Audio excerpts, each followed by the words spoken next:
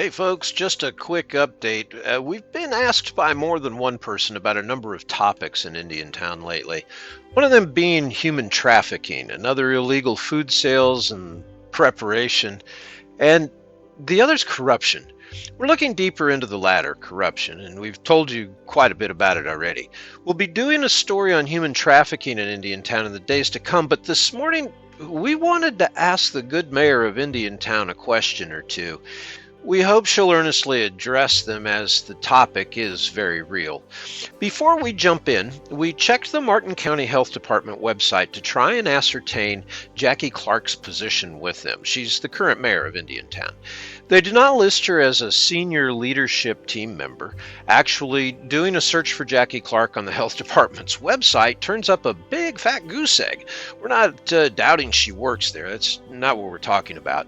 We just wanted to know, what is her level of authority at the health department and what does she do? The reason that's important is because of our topic, illegal food sales in Indiantown. We know this is going to boil some blood, so hang in there, folks. Tam understands the gig economy.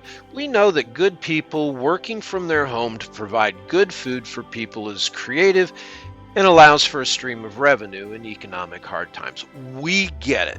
We're not here to discuss the rights or the wrongs other than what the law says. And that's important because it's something we all have to follow. There's that word again, the law. See, people like Jackie Clarke, your mayor, make laws. So ask yourself this: if Jackie's a lawmaker and works at the health department, what has she done to curb this illegal practice? It's obvious to everyone that is halfway awake in Indiantown that these underground sources of tamales and seafood dishes abound. Some of them are pretty good from what we hear.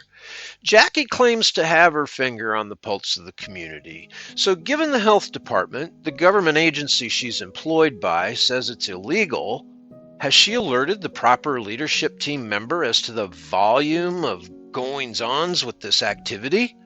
What have you done, Mrs. Mayor, to stop or curb the illegal alcohol sales at local events, other than to turn a blind eye?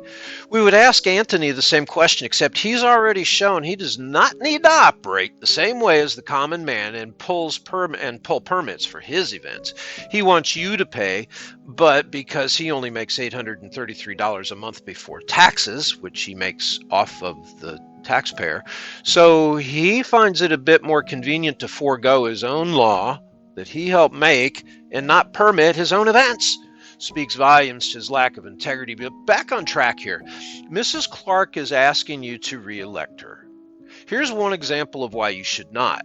She holds a position with the government agency responsible for permitting of food establishments. Questionably, they say they are protecting us from ourselves with these permits. However, the law is the law. If the law be perverted, then it should be changed if we don't agree with it. However, until such time, the law is to be followed. And for those good Christians of faith, the Bible has a real good example of this. 1 Peter 2:13 through 17 says, "Be subject for the Lord's sake to every human institution, whether it be to the emperor as supreme, or the governors as sent by him to punish those who do evil and to praise those who do good. For this is the will of God, that by doing good you should put to silence the ignorance of foolish people. Live as people who are free, not using your freedom as cover-up for evil, but living as servants of God. Honor everyone, love the brotherhood, fear God, honor the emperor." So this is just one example of following the law and why it's important. Notice it didn't say anything about follow only the laws you like and ignore the violations of others.